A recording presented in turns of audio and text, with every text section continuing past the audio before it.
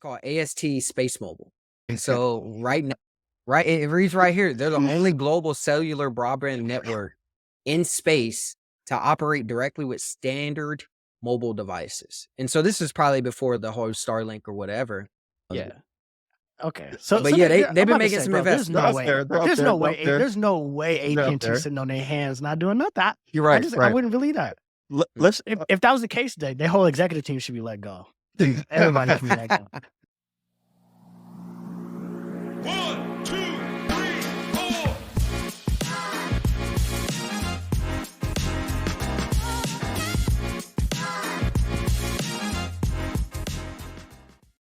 I've been seeing Google, this whole Safer with Google campaign, right? I've been seeing it a lot, and they keep talking about protecting critical infrastructure, sure it's schools, hospitals, etc. Some of the critical stuff that we all rely on, and we don't really, we take for granted sometimes. You know what I'm saying? You don't actively go to your local emergency room unless you have an emergency. You know what I'm saying? Actively thinking about public schools, safety, and so Google has been saying a lot about critical infrastructure, et cetera. And I've been thinking about by the nature of my job, I've been thinking about what are they getting ahead of? And they're also trying to educate too. So they're offering these cybersecurity certificates because they're saying we don't have nearly enough cybersecurity professionals. I would agree. But of course I would agree. I run a security company.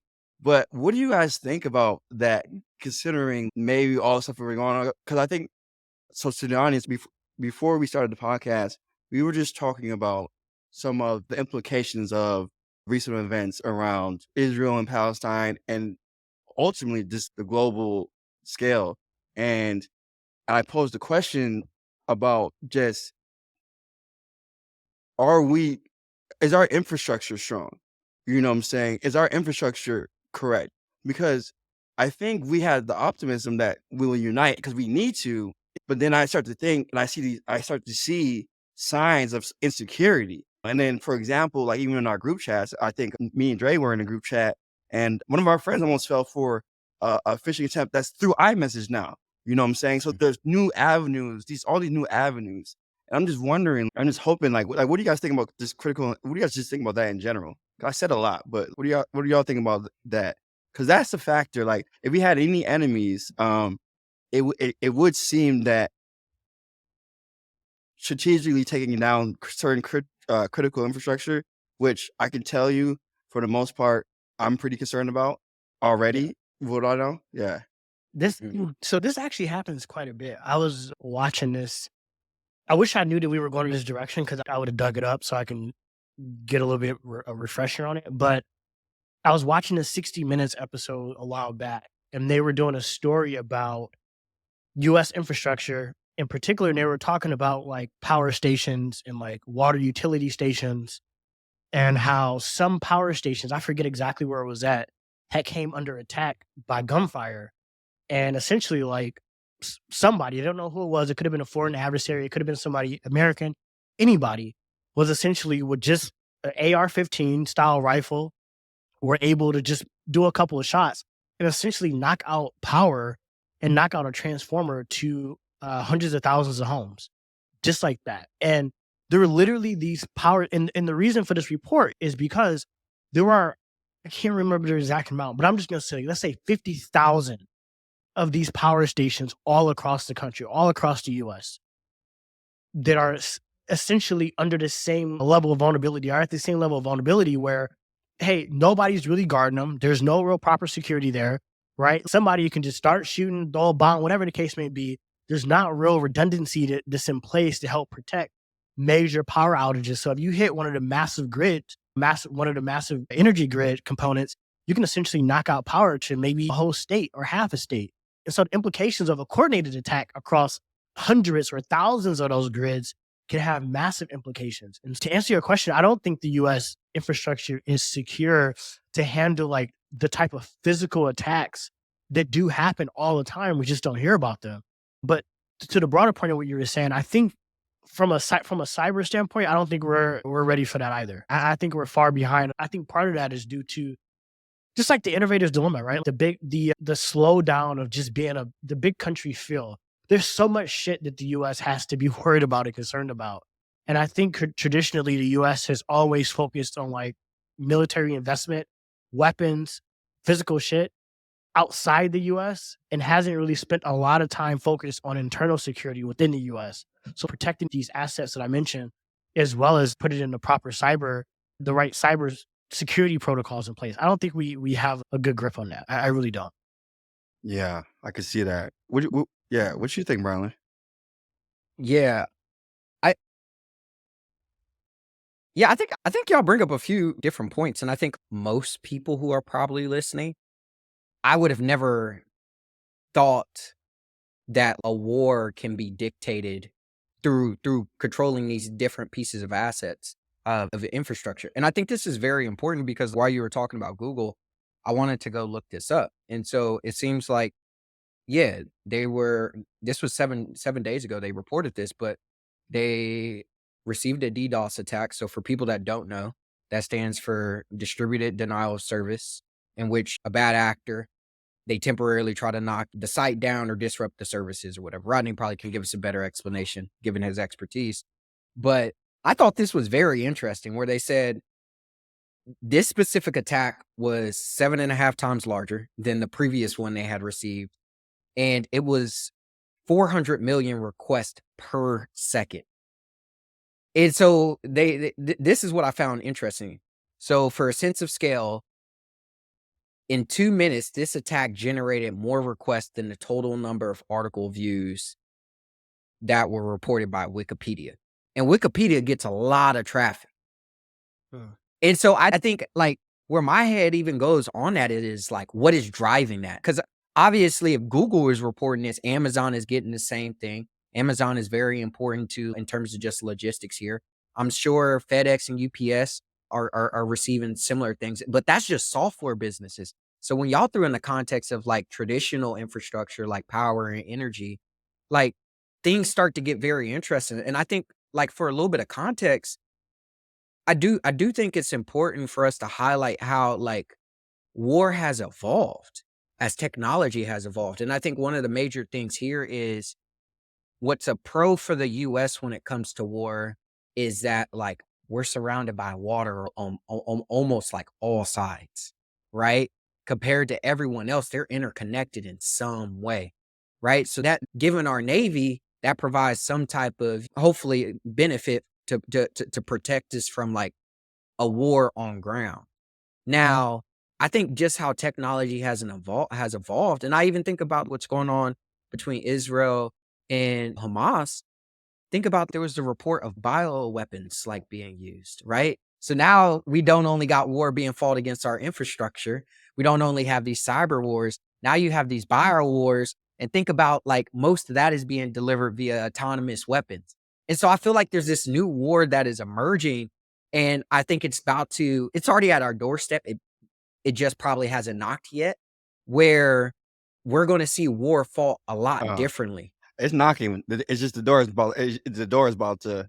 It's knocking. Hopefully the door don't break down. The hinges stay on, but I hope the hinges don't come off. But And I think this is, I think this is a very important topic that like everybody, especially with us getting ready to go into a presidential election, oh like my goodness, it's a big this deal. matters. Yes, it is a big deal. And I'm not gonna lie to you. So, yeah, well, one, I just want to say that you described that attack on Google very pretty much 100% accurate. It just means that they're spamming. Just imagine you build up a wall and somebody's throwing a million arrows at it to try to break it down. And yeah, that would make sense why you're seeing an increase of while I'm watching YouTube or I'm on a Google product, I'm seeing cybersecurity certificates and all these stats about not enough cybersecurity jobs, etc. And to read between the lines, they're basically saying, "Hey, look, do this, and you'll probably have a job with us.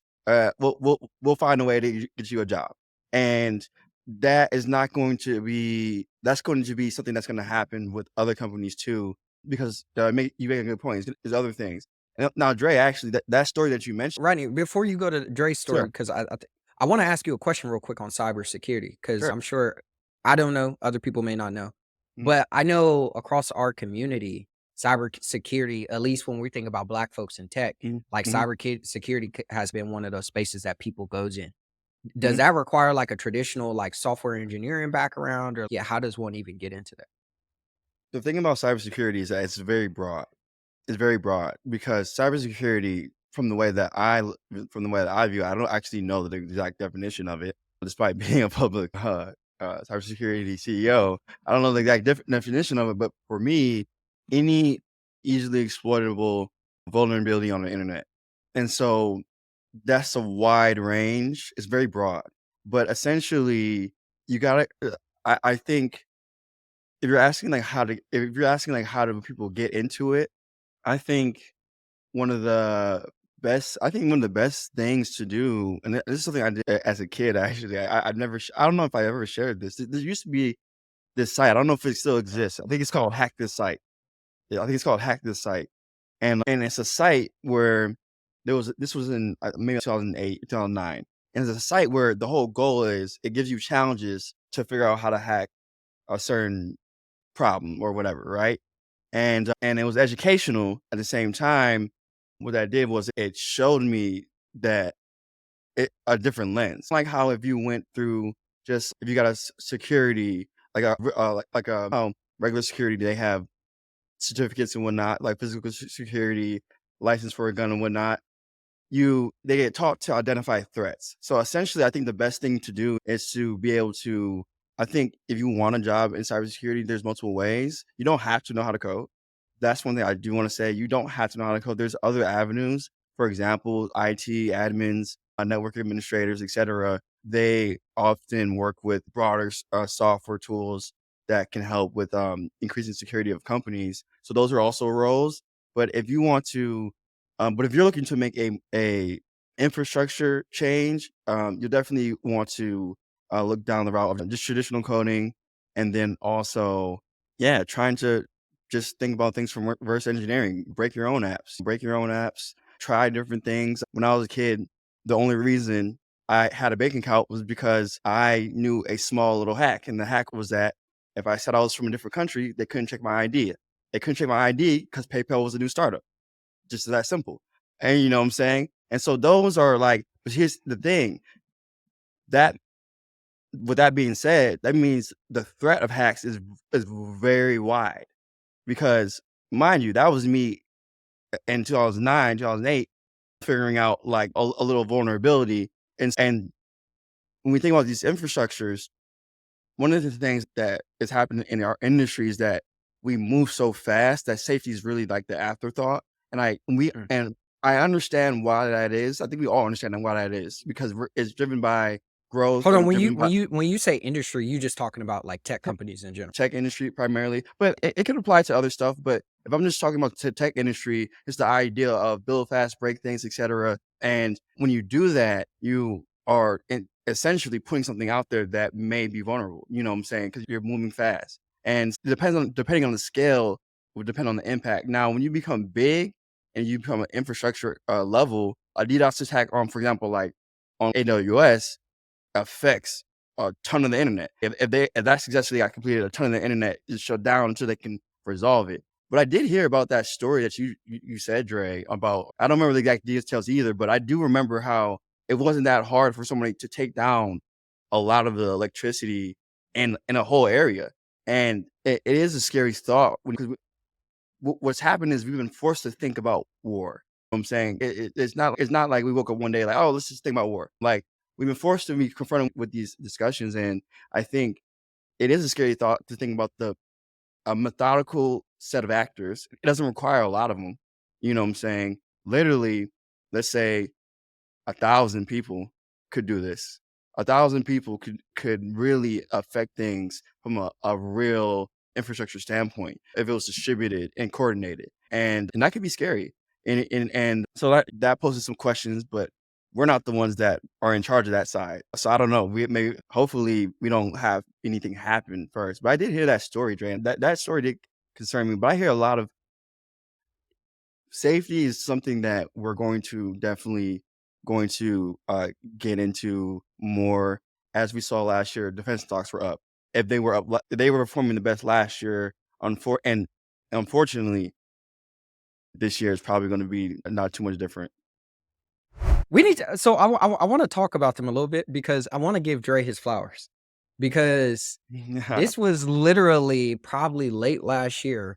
Dre put us on Andrew, and I can't remember exactly what triggered you to even mention them, but I remember even going down a rabbit hole and starting to look them up, and they were like, I was like, damn, this is very intriguing. But Dre, you want to give us a little bit of background about them? Yeah. For those who don't know, Palmer Luckey is a well-known startup founder and figure in Silicon Valley. He was the founder and creator of Oculus. I think he sold Oculus to Facebook. Yeah. Not Meta, but at the time it was Facebook. I think he sold it for $1 billion or so to Facebook before they even had like a real commercial product. So he was like known or whatever. He worked at Facebook for a little bit. He ended up getting fired from Facebook, getting a bunch of media slack because he donated to a Republican party. And so people thought he was supporting Trump. And you know how the monolithic brain takes over in California, where if you don't think the same way, you get pushed out. So they essentially pushed him out. And so he basically took some time off, and then with some other folks came together and decided and was trying to figure out how can they leverage their knowledge and expertise around vision in computing, because they had spent a lot of time focused on vision and computing with the Oculus, right? Trying to bring virtual environments together. And so that was a lot of the expertise they had. Like they built a lot of their hardware custom down to the barest metal. And so they had a lot of expertise there. And so they started looking at many different industries, and they came across the defense industry. And one of the things that intrigued them the most about the defense industry is the business model behind it. So today, like typically the way it works is the government will put out some contract for something, and basically the manufacturer who wins that contract gets to bill the government the cost of building that project plus like some margin on top of it. But essentially the government doesn't know how much they're going to pay for that project until it's done, right? They may say $1 billion, and then it may come up, it may be $3 billion, maybe $5 billion, who knows, right? This is why you often hear the government wasting money on all these massive military projects, because they just cost so much fucking money because of the way that the projects are constructed from the beginning. If you start a project with an unclear set of requirements, but yet you're trying to define a budget, you're automatically going to miss the mark because you don't even know what the fuck you're building. I just want to let the government know real quick. I would love one of those contracts. I would love one, just one of those contracts. And I'm not saying I'm all for the feds and whatnot. I don't want the IRS in my business or anything. But yeah, that's interesting. So they're willing to spend anything on these things. Anything. So crazy amounts of money. As Palmer Luckey and his team, what they did is they looked at that and said, okay, what are the implications to that type of business model? It's going to be exactly what I just said, which is you're not going to get clear about the requirements because you don't need to get clear about the requirements up front. You're not going to get clear about budgeting because you don't need to get clear about budgeting. You're probably going to build a bunch of stuff that's not useful because it doesn't really matter to you as Lockheed Martin anyway, because you're going to get paid for it anyway. So it doesn't even matter if it's useful or commercially good because we're going to get paid for it, right? There are all these downstream effects that start to happen. And so what Palmer Luckey and his team did was look at that and say, okay, we can combine our expertise of vision and what we understand and go after a very simple problem. So one of the first problems that he tried to go after was building essentially a virtual border wall here in Texas. And the way that it worked is basically you have these drones that have cameras on them that are able to see incredibly far. They can basically survey a specific area of land. And when they're able to detect something in that particular area, they're able to send that information along with coordinates, video feed, a bunch of shit to like the actual border patrol, which can then respond and go after that. So it was essentially like a digital border wall with surveillance and a bunch of other stuff. Now, where they did it differently was how they actually did the business model. So instead of going to the government and saying, hey, government, start up this program to build this virtual border wall, they put their own money into developing a product, working directly with the border protection agents, understanding the requirements that they needed, and actually went through the typical software product process that all of us are pretty much familiar with how we build software, right? You gather the requirements, talk to users, collect that feedback, get really close to the problem. That's basically the approach they did. And they've been seeing a lot more success from that approach. And so it's a difference in business model, it's a difference in the risk, but it's been incredibly successful for them. And so they're a military defense company. Again, they started off focusing on building this virtual wall using drones and vision technology. They have since expanded beyond that. They have their own data platform. it's really like we could do a whole episode on Android, to be honest, because the way they've constructed the product and platform is quite interesting. I would actually say that it has like an Apple-esque approach to it, where they have all these different hardware products they make that all are integrated together, all leverage the same software platform, all leverage the same coding language, the same chip technology, all of that. And so what that does is it allows a much more integrated system. It allows for things to work much better, to get over the air updates. There's just much better benefits to it. And I think right now they're valued at a $10 billion company. I don't know. I forget what the valuation is, but it's pretty high now. They're doing hundreds of millions of dollars in revenue.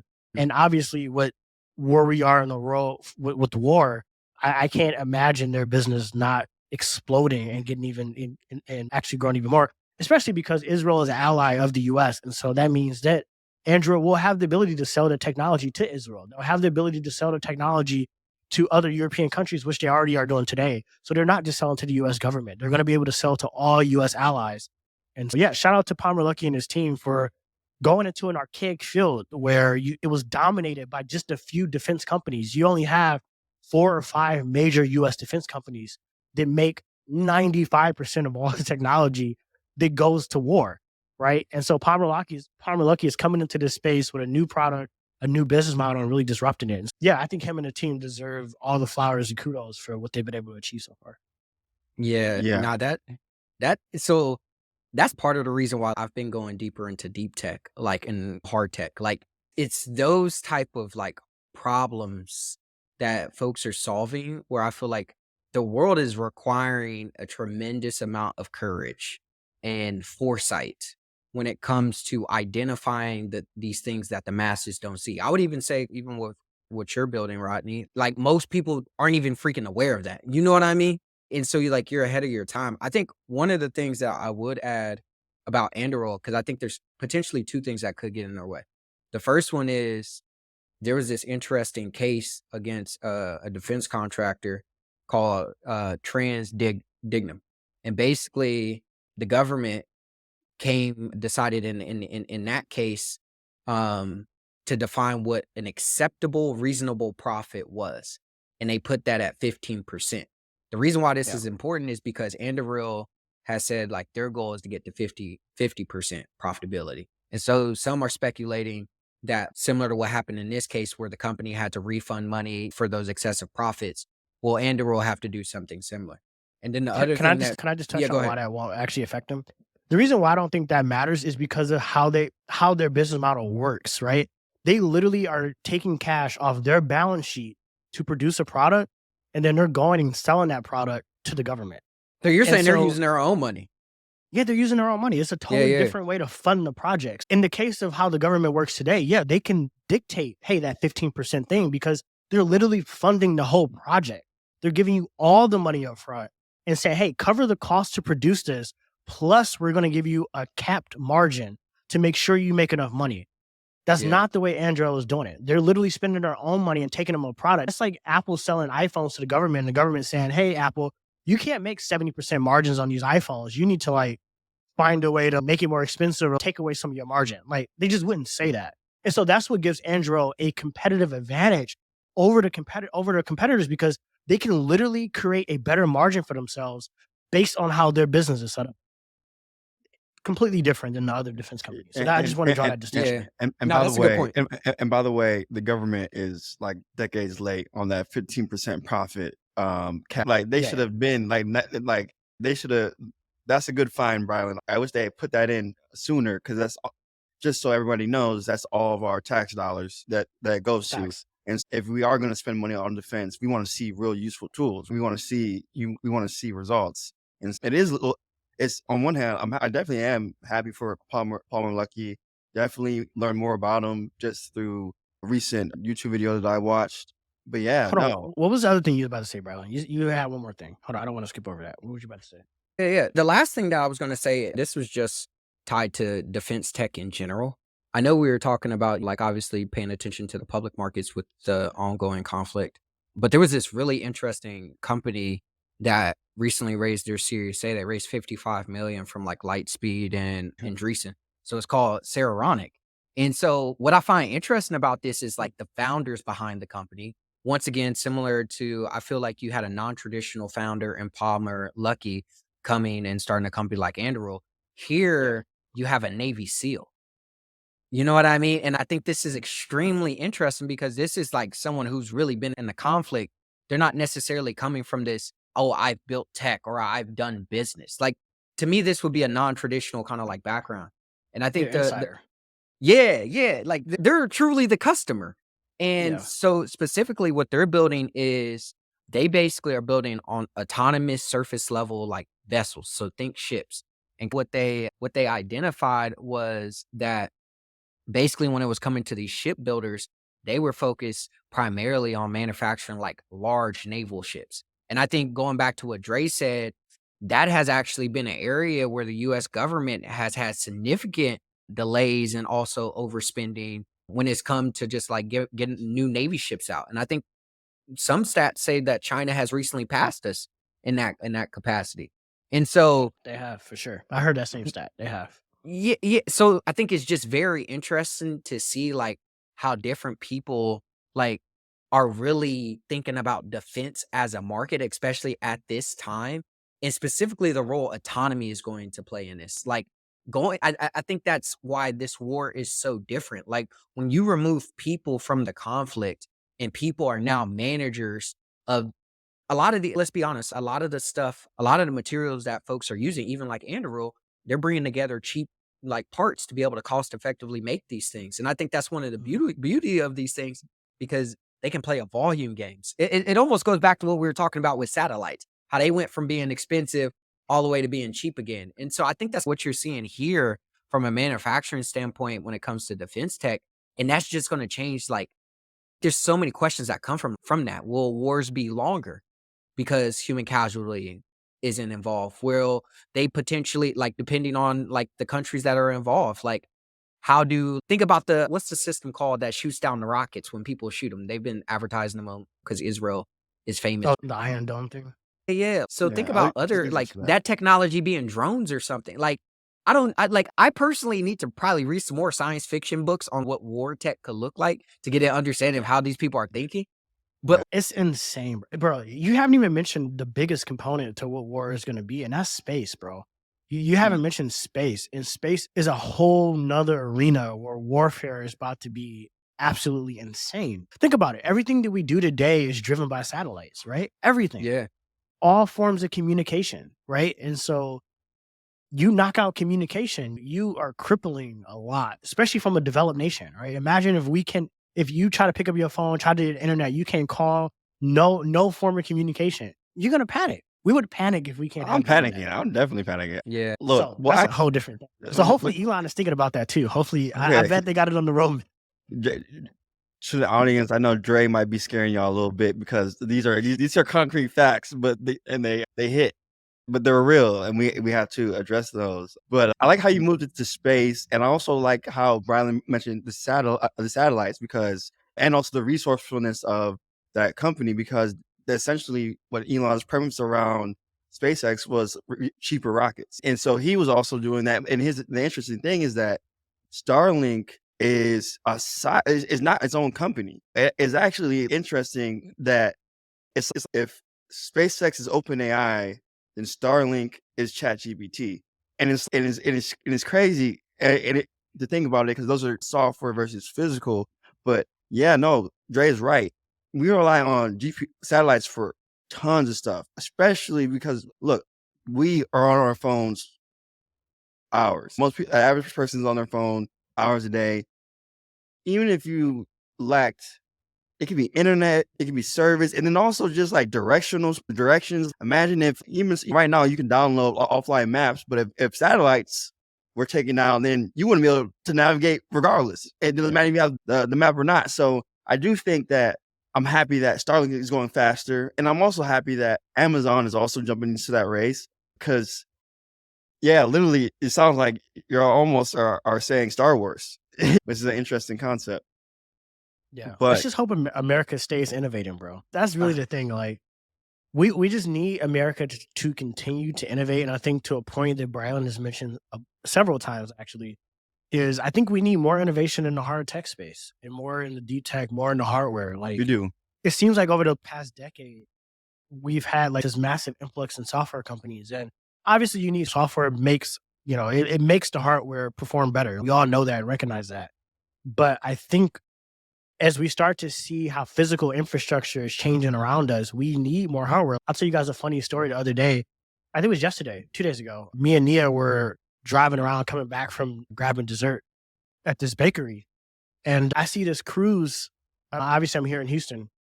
I see a cruise vehicle pull up on the side of me. And I see these all the time, right? I think I was telling you guys, I see them all around Houston all the time. However, normally when I see them, there's somebody inside. There's an operator, there's somebody.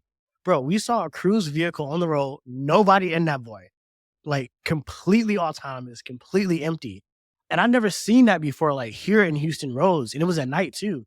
And it was just driving by itself. And Neil was like, she was freaking out. She was taking videos and pictures. And I'm like, bro, I cannot wait till it comes here. I'm about to download the cruise app so I can actually use it. And I was super excited about it. And so again, when I see that, like it takes entrepreneurs who have a vision about the future to go off and go build that. The founders of Cruise have been working on that for damn near 10 years. Long time. A very long time. Long time. Grinding at that, like trying to get those cars out on the road.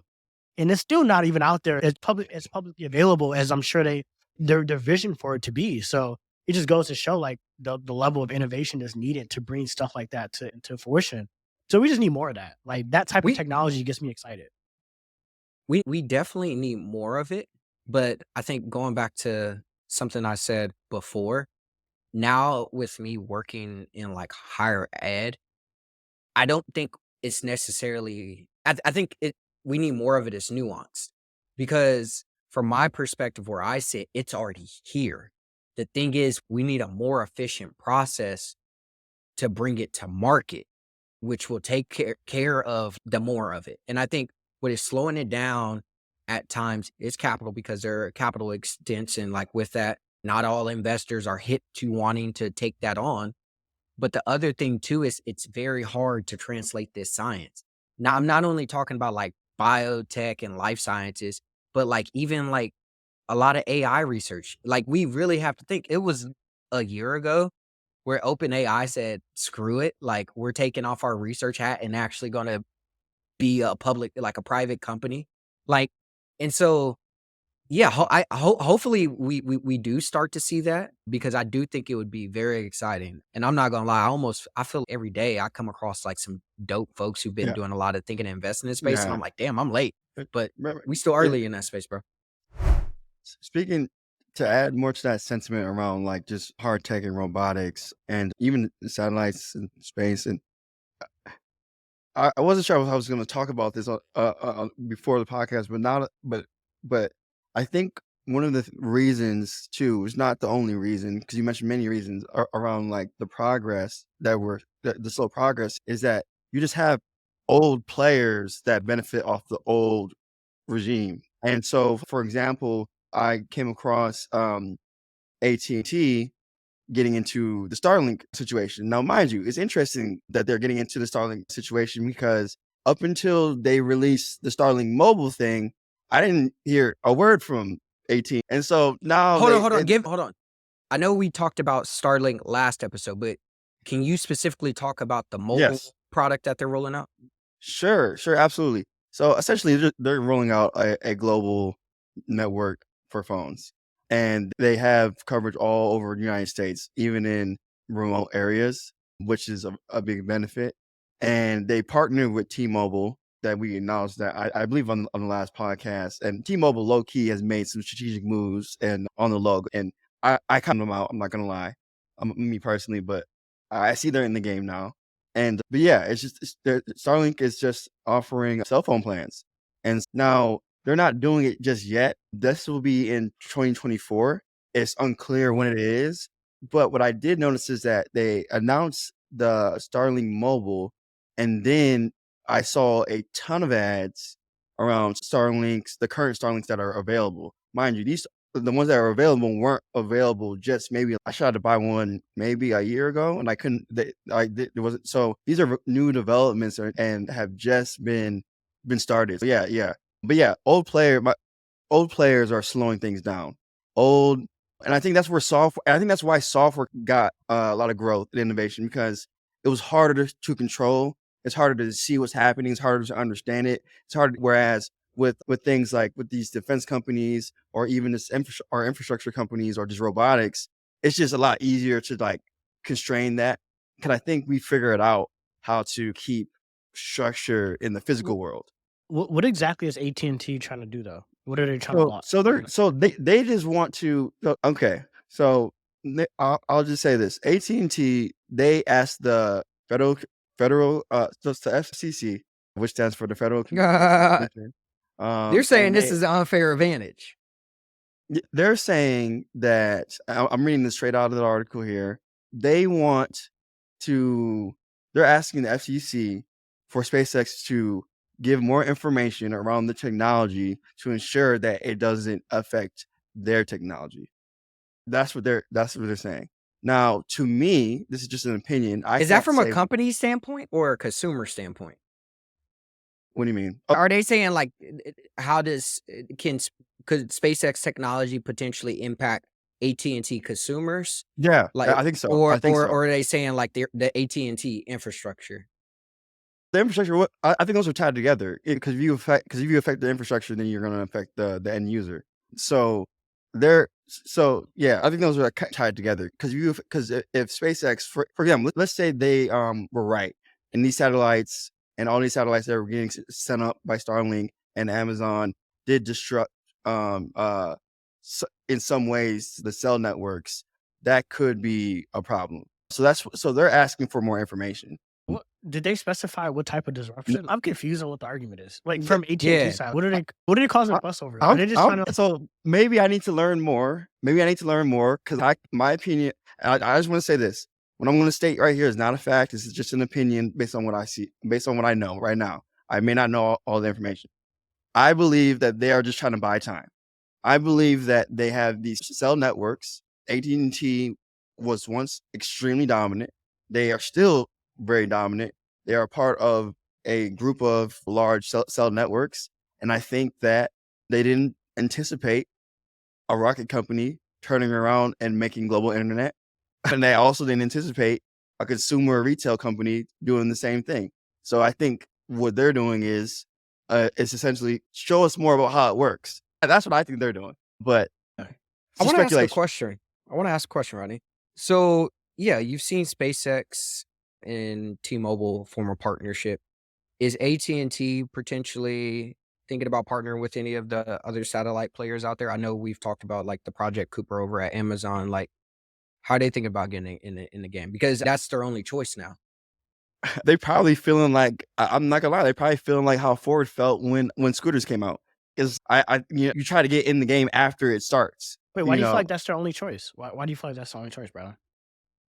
Because what other choice do they have when they can launch satellites, bro? Like AT&T is a big company. Let's not pretend like AT&T is this little bitty startup. Like they're the largest communication company in the world. Like they can do anything SpaceX can do. They have the capability and resources to do it too.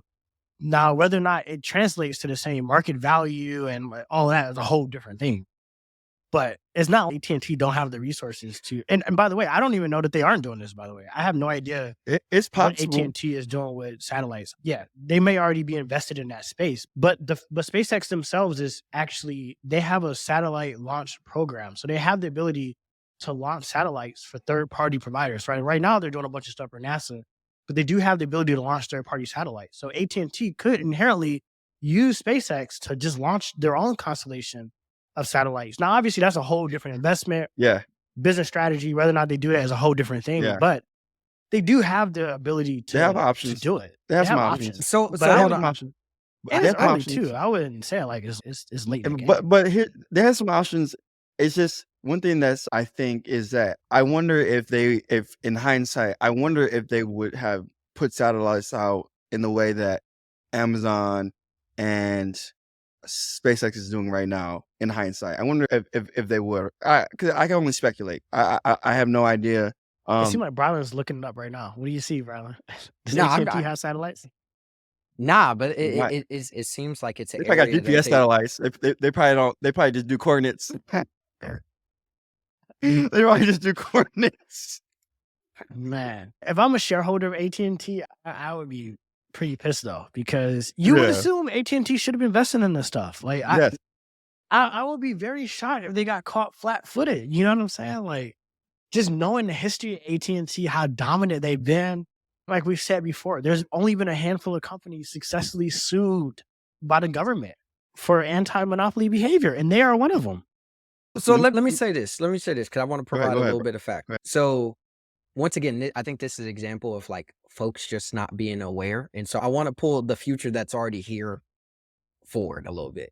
So they've actually been investing in a satellite company out of Midland, Texas, actually. It's called Oh, Texas is a spot. AST. Yeah, it's called AST Space Mobile. So right now, right, it reads right here, they're the only global cellular broadband network in space to operate directly with standard mobile devices. And so this is probably before the whole Starlink or whatever. Yeah. Okay. So, But so yeah, they're, they've I'm been about to making say, some bro, there's They're no up investments. way. there. They're up There's there. no They're up way. there. There's no way They're up AT&T there. sitting on their hands not doing nothing. You're right. I Right. wouldn't believe that. Let's. If that was the case, their whole executive team should be let go. Everybody should be let go. No, well, yeah. But here's the thing. Look, we're from the city we were from. We know how executives can fumble. They can fumble. But hold on, this you also can't- goes they back can to what I fumble. was saying about partnership, though. Hmm. This Bro, partnership actually, could fumble. That's true. Brylan, actually, I actually have something on that's actually something that relates to what you're saying, which is Okay. that, yes, like they're almost like, so it's you. Dre brought up a good point. SpaceX could have third parties. They could do third party deals, etc., or whatever, right? I'm about to draw a parallel real quick here that I noticed with just Elon in particular. I remember reading that Elon, when he first was attempting to really take Tesla and turn it and be serious about electric companies, he went to Detroit first. Because from his perspective, Motor City, etc., that makes perfect sense. That's what any logical person would do. Now, they shoot him away for whatever reason that it was. I don't know why that was. Either way, he kept going. He created Tesla and he created the supercharger network. And so now you have this whole large network of superchargers. And then recently, they have set it up to where now they're doing deals with a lot of like companies like GM, for example, to have standard charging. And in a way, it's they turn you down, you keep going, and then now they need you. And so what it sounded like Dre was saying was like, oh no, there's still options there if they're not in space. It just might not be the most highest leverage options. You know what I'm saying? They won't have the highest leverage. But it depends on the details though, because it could be speeds and whatnot. I don't know I would have to look more into technology and whatnot. But I do know this though.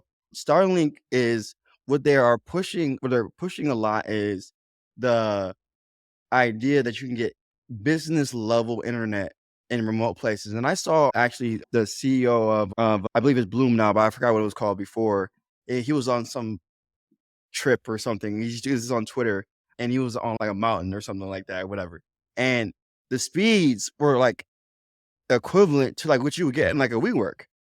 And he had just got the Starlink Roam. And so if you're telling me that you can get something even remotely clear to that in your cell phone, then that is definitely disruptive. That's definitely disruptive because now you're just like when you're in other like it gives you an added sense of safety as far as connection.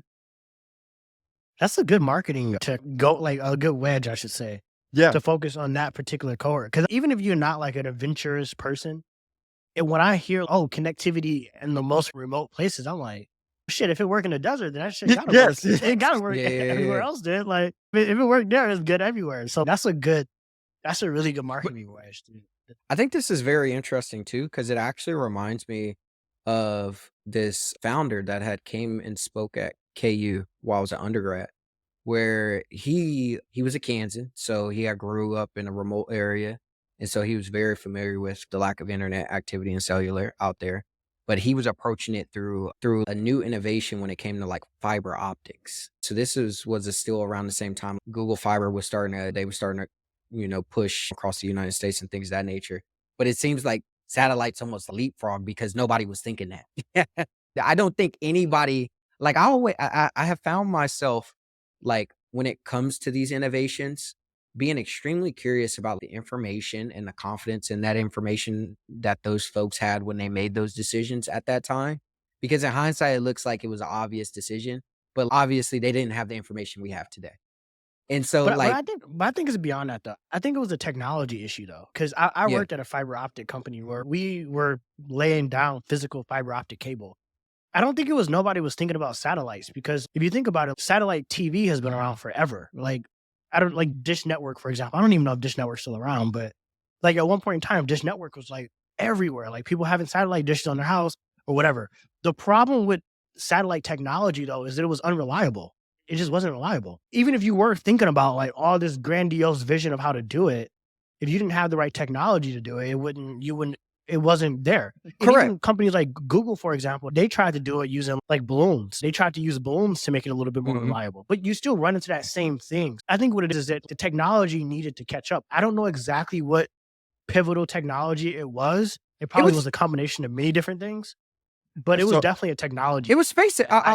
I'll say this. Oh, I think maybe SpaceX. Yeah. I think the technology, and SpaceX has multiple technologies, but going back to what we were saying before, like the fact that like SpaceX approached space from a reusability standpoint, that drastically changed the nature of just how those materials and technologies could come together to True. build something. Nah, that's a very good point. But I think Uh, I want to call also- out this stat that Rodney, you were talking about rural America, bro. I didn't know this. So there are 46 million people just here in the United States that live in rural America, and close to 50% of them don't have consistent internet access or cellular. That's in America wild. alone. Yeah. So and also another thing that's interesting too, because when Dre brought up the infrastructure as far as the technology of internet, satellite internet and cable did exist before, but there was limitations, and like Dre said, it wasn't as reliable. But another thing I noticed is, simply put, AT&T walked so SpaceX could fly. You know what I'm saying? And when I look at the even the way that they're doing it is different too, because you own your Starlink. Like when they were doing just networking before and all that, like you didn't. It was like a full installment process. It's as simple as you have this thing and you put it somewhere where it can see the sky, and you have business level internet anywhere in the United States. Now, mind you, they also have some other places too, but I'm not going to speak on that because I haven't tested any of that just yet. I did get a couple of my pieces in though, not all of them. I'm waiting on the main piece. I got one of the pieces. I'm about to order one now. Shit. I got the little adapter, man. I got the adapter, but it's not enough, man. I need the because I'm about to some y'all know. There's a couple of moves. I ain't gonna lie. There's a lot of sky over here, so hopefully this move work for you. I'll let y'all know. I'll keep y'all tapped in. I just gotta see. Yeah. Because I would love to talk to. I would love to work with them in some capacity for sure. There's a lot of high traffic areas that need very faster speeds. I'll put it like that.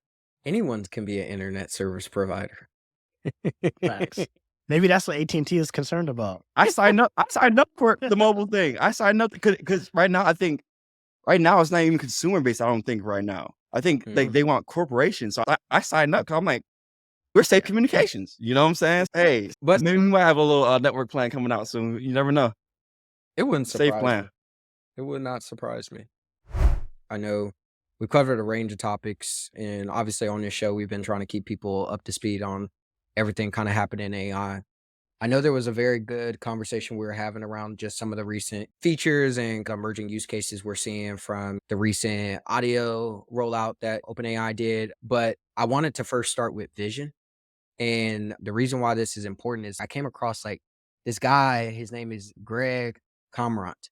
And so he builds a lot of AI products, and he actually has a really good YouTube channel and stuff, but he used to do AI over at Salesforce and things of that nature. But he gave this framework to think about like how you can think about bucketing the different use cases when it came to GPT-4 vision, which I was like, damn, this is really good. But there's 7 of them. So the first one is describe. So describe what's in the image. So imagine you giving an image and you telling ChatGPT, Hey, you shared this. Yeah. I used it. As soon as they gave me the feature, I used it. I know exactly what you're talking about. Yup. And so the other thing that he said was like interpret. So imagine you giving an image and saying, interpret this. So specifically when it comes to like doctors, imagine them being able to give x-rays and saying, hey, what's going on here? And then the other one is recommend. And so obviously like you may give it a picture of a Figma and say, hey, break this down, recommend some different suggestions and things of that nature. Then obviously we've seen convert. Think of that as just taking a picture of your landing page or a website you drew on a napkin and saying, convert this to code. There's extract, which is just like taking apart the different image and kind of helping you understand the output. And then there's also assist and evaluate. And yeah, I recommend people checking this out because even within those categories, he had like different like use cases. And I think that's the beauty of just what is going on right now in AI is because nobody knows from a mechanical standpoint how these large language models and things of that nature work. Like anyone can teach you something. Like it's not all going to come from like this centralized entity or someone that works in Yeah, the field because they don't yeah, even know what's going on. And so this yeah, is definitely one of those resources to check out. Mhm. yeah, What are some of the use cases that you see for vision in particular? Yeah. I thought so. Obviously, the one around medicine is very interesting. And I think there's a ton of companies just in that space that are starting to go after that. I think healthcare is about to really have an awakening here shortly. I hope. Yeah. And you were talking about that a few. Some of these are still like high level. And so I think they could probably get a little bit more specific. I think where the one I'm really interested in is in the convert. I'm actually interested in Replit. Replit.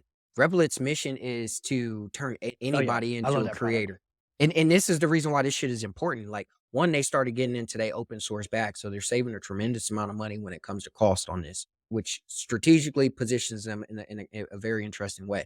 But when they get their hands on vision, and they make it from where anybody and they mama can easily go from taking an image, converting it. They already have this ghost AI writer that can write the code, writes the code, and then they provide the infrastructure for you to deploy it. That value chain Yeah, is crazy. yeah, it is crazy. Low key, the internet about to be polluted. Ah, The internet about to be polluted. It's already It, polluted, but you're it, right. It's yeah, about to get worse. It's about to get yeah, worse. it's You're right. yeah. if it, yeah, it's yes, it's because anybody like I want accessibility for everybody. I do. It's already info overload right now. You feel me? But I'll say one use case that I used recently recently I got lucky. ChatGPT gave me all the new features. And Mhm. that usually doesn't happen to me. That usually doesn't happen to me. So that's why I got everything. I have Dolly 3 and I also have the image stuff and I used it one to like you said, describe the landing page. So I've been sharing the landing page with you guys just in general, stuff that we've been doing. And I've been using that like screenshots and whatnot to using that same breakdown that you had, Brylan, and just saying describe. But I'll just say describe in detail. And I'm impressed by the accuracy of it's like 100% accurate. It's not like before it was like I remember when I first saw vision technology when I was like a teenager and it was OCR. It was like you could pull Mhm. Yep. text from but it was like sometimes it would be like off a little bit. This is not that. And that They was a post big like deal back then. That was yeah, OCR was a big deal. Hold on, yo, hold oh on. back then, back then my mind was blown. My mind Let's was not blown make the back. assumption that people know what OCR is. What's OCR, OCR run? look, I don't know what the acronym is. All I can tell you is Object character recognition. okay, so basically, if you took a picture of a document, it will try to extract the text. But OCR wasn't. It wasn't that. It lacked a lot of accuracy, but it was still a big deal though. It was better than what we had. But this is like completely different. You could put a meme in there and tell it like it's described as a meme, and it'll get the joke. Mm. I don't know how to describe it, but it's very it's very I'm excited, but at the same time, I don't want to get distracted because I feel like I wish I was a kid right now so I could just play around with it. You know what I'm saying? And just discover different use cases and whatnot because there's a ton of them. But I try to focus it on my companies. I want to ask this question real quick Sure. because once again, like the fact that I haven't played with the Vision one, but I'm hearing you say it was like 100% accurate Oh in yeah, terms of just what it's yeah. describing. I like The question that comes to my mind is like, how the hell did they even train this thing? I don't know. Right? I have no Because that's idea. the secret sauce. Like so from a basic level, they took some images and those images had some descriptions. But think about how many examples they had to give it and the diversity of examples they had to give it. Yeah. And then you needed a human to be able to say, this is actually what it is. It's a very complex. That's where that $10 billion went to. Yeah. That's Yeah. how Microsoft Yeah. put that money in. They're like, y'all You niggas using figured it. this out. And No. they obviously got some shit. They got some intellectual property. I'm not gonna lie. I must can't be see how interesting. if any teacher is giving out homework in paper or even on a screen, you might as well forget it. Like it's done.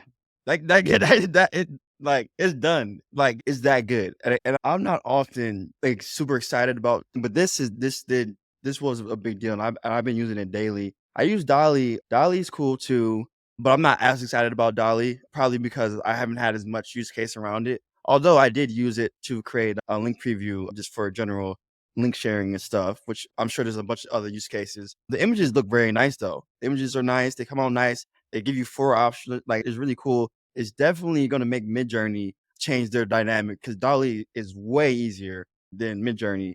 Yeah, I don't understand why Midjourney hasn't made it easier to use. They should we know how to should. use it, but you got to They go should. through so much shit to use it. I felt. They should just Aren't they make it now. bootstrapped?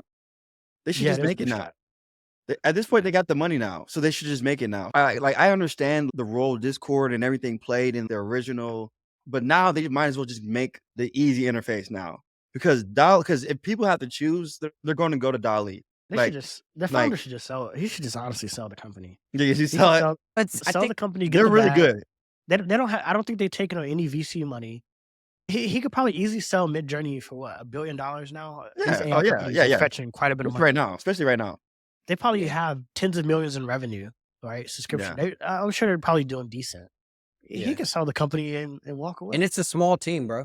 Small team. Everybody will eat. Everybody will eat. He Don't get should- killed. Don't try to build something to compete against OpenAI, end up getting killed, and then Yeah. you can't build real enterprise value. Don't do that. Take That- the Billy and walk away. I think so. I agree. I would agree because even though I would say that Midjourney is extremely customizable, images are photorealistic, etc.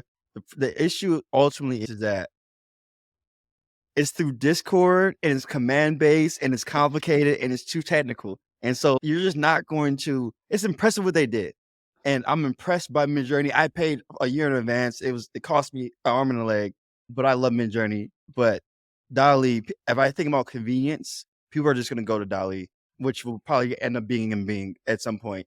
And then speaking of AI, I did want to speak to a feature that I just got today, which definitely, I haven't had a chance to reflect on the whole experience yet, but I tried the new. When it rolls out for Plus users, when it rolls out, you'll see like a set of headphones at the top. So there used to be like just a bottom button that would transcribe your text, just like a regular transcribe. This is more of literally pressing the button and somebody picking up the phone. And so when you press the button, there's a set of like voices that you can choose from. Can you pull up your phone and do that? Yes, I can. I can. Oh, I got a privacy screen on, so let me see if I can. I just want to hear it talk. Oh, You yeah. want? If I you want want, to- you might be able to talk to it. You might be able to talk to it if it Oh, can hit. If shit. it can hit. Hold on, let me see. This is it was crazy, man. I talked. So while I'm bringing this up, I had to turn my brightness up by the way because I have a privacy screen. But I talked. LA traffic is terrible. 1 mile is 30 minutes. It's just horrible. It's horrible. Like every other place can. If you've never been to LA, you'll never understand. I was talking about strategy, just different things, what I was getting ready to do. And it was as if I was talking to a person. You know what I'm saying? And so I'm going to show you. Let's see if you We guys should can do see a. it. We should do. Can a you choose a podcast episode voice? with it. Yeah, you can choose the voices. Now, Wow. there's a little secret sauce I'm gonna share off the podcast because there's something else that I want y'all to know about. But look, okay, so can y'all see? Hold on, Yeah, Y'all yeah, see- yeah, yeah. you see the headphone? It's hard, right? To see. It's blurry, It's a little blurry. but yeah, I can get the sense of it. Yeah, but you Yeah. get the headphone, and hey, ChatGPT, talk to the listeners of the Beat the Odds podcast for me? Energy. I'm here to help share ideas, brainstorm, and offer advice range. That's So let's crazy. dive in conversation. And Bro, we should record a whole episode with it one day. That'd be crazy. Can you give us just one topic that might be interesting to talk about? certainly, let's talk about the future of mental health treatments, specifically focusing on the rise of psychedelic therapies, ketamine, LSD, and MDMA. These are not only breaking stigmas, but also showing promising results in a controlled setting. A whole new paradigm is emerging. So look, Hold on, I gotta tell you right now that shit's crazy because I was literally just talking to somebody earlier on that same topic, bro. really? And That's crazy. That's crazy. That's crazy. That is that's crazy. wild. And That's I'm all wild. and I'm all for those Okay, they therapies. might have got 20 out of me. They might Yeah. have. Yeah. Bro, You didn't I'm want to not give it gonna- to him. You didn't want to No, give it to bro. him. Bro, I don't want you to support ChatGPT, bro. You've been shitting on OpenAI, bro. We don't need none of that. Don't subscribe. Whoa. Don't use it. Don't use the product at all, bro. Let me and Rodney Bro. enjoy all that, bro. Yo, I'm telling you, I ain't gonna Brylan. cap. I need that. I specifically need that API because I got some ideas. I don't know. I want the Oh, API yeah, me so too. bad. I want the Bro, API so tell me. bad. Well, I got some ideas, bro. Bro. To Oh tell you why I asked it, I God. was like, tell you why I asked it. How did OpenAI make this feature? Yes. Oh yeah. I feel like it wouldn't surprise me if when it came to that feature, I feel like obviously they're doing transcription. They already had that with Yes. Whisper, right? Yeah. Yep. They're Exactly. plugging that into Chat GPT or GPT-4, Mhm. right? Yep. Then they're Mhm. taking that and they're converting that to voice. I'm curious if they built their own voice model. I don't know how tough it is to build something like that, so I can't speak to that. Or did they go the borrow route and potentially partner with someone like 11, who's been I don't making the know. noise in a lot of the I don't know. voice It- space? It's interesting because I do think there's a transcription part which they definitely already have. We know that part, but it's the nature of of it being like a call. Because again, when I What's was the in my car, latency on it? when I was in my car, it pulled up as a phone call. It pulled up as a phone call. You know what I'm saying? And yeah. So Hold yeah. on, So hold on, hold you're on, hold so on, hold on, now, hold now I'll go ahead and I'll give Sam some 2 cents that he didn't ask for, but I will say this: it is amazingly good, and I will be using it for sure. Because the way my mind is, even just taking a walk, just talking like this is literally a person in your like a soundboard in your pocket or whatever you want. You know what I'm saying? If you're a girl listening to this, maybe you want a boyfriend in your pocket. You know what I'm saying? I don't know. You can customize it and have it talk to you a certain way, whatever. I don't know. Everybody's use case is different. But for me, I've been using it as a soundboard with a lot of my background information about me, but also my goals and the goals of what I'm trying to do. And so it is really interesting how it does the tone correctly. And then also, what I will say though is this: the visual interface allows you to interrupt it, which is very similar to how, for example, on the web interface, if it's generating a lot of text, you can stop it. And so the one thing that I would say is that there every now and then, and it just rolled out, so I understand it's not going to be perfect. Every now and then, if you pause for a little, it's almost too responsive. If you pause for a little bit too long, it might think that you are done talking, and then so it'll start going into it'll start talking and have I'm a buying it long. as we speak. And so what I suggest is some level of a yeah. What I suggest to ChatGPT Purchase is all set. yeah. Wait, is it You can available waste to no everybody time. though? Because I don't think I have access. Oh, It- I it need ta- that. Yeah, no, it's gonna take a second, bro. But everybody's gonna have it in a month, though. Everybody's gonna have it in a month. I got it. It You got it it's already? right there. I'm sorry, bro. Bro, why you gonna laugh, bro? How you got that shit, bro? That's the best part. That's Boy, the best part. I ain't got that. I'm about to send him an email. Bro. Because Dre actually joked, bro. Dre, this is definitely, bro. You've been a loyal Bro, subscriber, bro. huh? Oh no, Audio. I see it, bro. Why do they do this? They put it into the settings. Yeah. have to- you Oh, have I to see. You had to enable it. Okay, I got it. Okay. Bro, Oh, I'm about to No, mess I it ain't up. have to do okay. all Yeah. that, but- After this podcast, talk to Oh. it for a little bit, and then then shoot me some info. But basically, this is a completely. Hey, hold on. We Go gonna ahead. talk about some use cases, but Yeah. just to all the listeners, y'all ain't getting that. Y'all, we can't give y'all that game. Y'all just gonna have Yeah, to experience that, bro. Bro. Yeah. Yeah, there's some. Don't let the API drop. That's all Bro, that's I'm what I'm saying. saying. Oh yeah, That's it, bro. It's over. That that's in what the I was vision thinking. API. That's what I was Don't let it thinking. That's drop. what I was thinking. No, what I want so bad is the just like just the response, because it is very intelligent and it's good. The one thing I would say about the experience is because, and this happens in regular human communication. Sometimes, for example, if we both start talking at the same time, we got to readjust or whatever.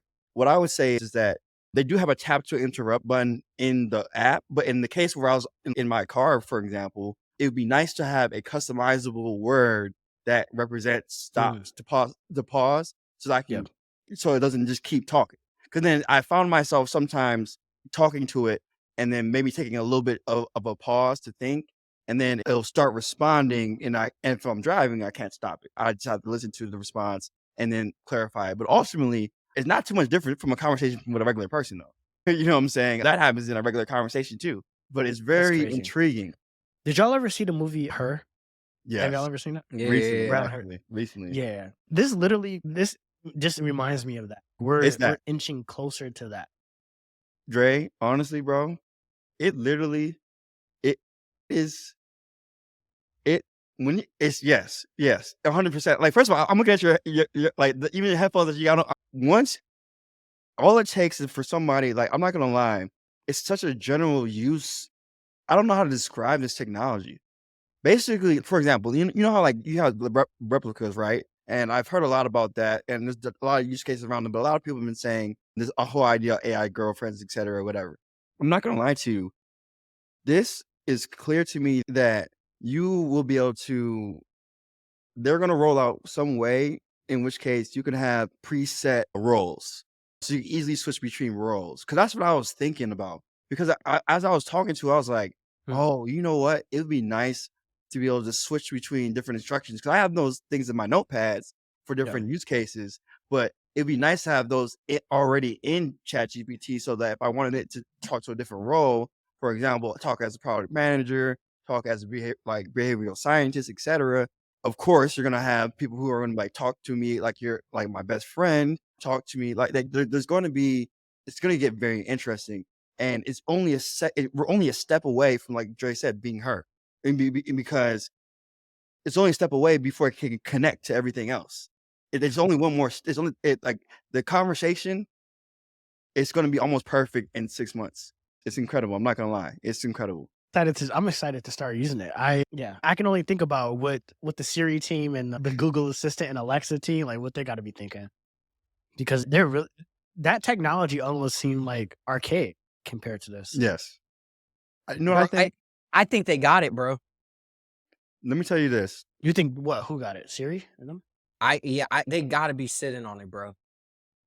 Why you say that? You think Why you so? say that? I think you're giving them too much credit. Why you say that? I think I'm gonna be honest. I think just from the perspective of a talent standpoint, I think it's very likely that they probably have talent. I think most of what has emerged in AI has not necessarily been because of talent. It's been because people have stayed at the problem long enough, and had the incremental improvements eventually met a inflection point that made it exponential. And so because of that, I think a lot of this is being dictated by like the just people figuring out a lot of stuff. And I don't think it's like super like proprietary stuff. I think some people get ahead of others. I think some people like get ahead of others, not only in terms of development, but also releasing it to the public. And I think, if I'm going to be honest, the only thing that would keep me from thinking that they may not be up on this is the data set. That's where the advantage is. We don't know. I ain't even gonna cap. While y'all were talking, I was playing with the photo stuff, and I gave it a photo of me, and then gave it a photo of us, and was like, "So, what you think we doing?" And it was really good. It was really good. I ain't even gonna lie. They might have got $100 out of me. Let me ask you this, Brylan. I think you make a valid point, but the thing that comes to mind to me that kind of cancels that out is Google, right? When Google first came on the scene, there was a clear competitive advantage from a product standpoint. Like, not just from the fact that you can type, like literally from an engineering standpoint, there was a competitive advantage that Google had over Yahoo, over AltaVista, over AskG's, over all the other search engines, right? The way they did ranking was just distinctly different and became somewhat proprietary when you combined it with data and all the other shit they started doing. And at some point, you look back and it was like, oh, we can't catch Google, right? No other search engine was able to catch them. But Google wasn't the first search engine, right? We know that obviously there were other search engines. And so I get what you're saying about the proprietariness, but I think like there are moments in histories where companies have been able to capture a certain velocity in the market and excel much faster than much faster than everybody around them, even though the tools that they may be leveraging have already existed. So I think that's an important thing to keep in mind because again, But Google that, could be where but Google is even without that. but even I mean, ChatGPT is playing catch up when you think about a hardware provider. In that regard, yes. In that regard, yes. What do you mean? Think Yeah, about the number like of the Apple physical form, devices the or physical Android. form, the physical Yeah, form. Yeah, I thought about that too. I thought about that too. Although I think that I think that they think about Wait, say what do you mean though? What do you mean? like Because an they're think using echo. Are you saying because but they're starting to work on their hardware now? We saw the headline with what they're doing with Johnny Ives. But by the way, I don't even think that matters. The thing is, when Google Assistant launched and when Amazon Alexa launched, hardware wasn't where hardware is today. It wasn't, right? When Alexa was around 10 years ago. So think about where hardware and computing was 10 years ago, or even before then, right? And compare it to now. So I don't even think it matters necessarily that you're using another provider's technology. Again, Google was using off the shelf stuff too when they first launched. So I don't necessarily think that matters as much.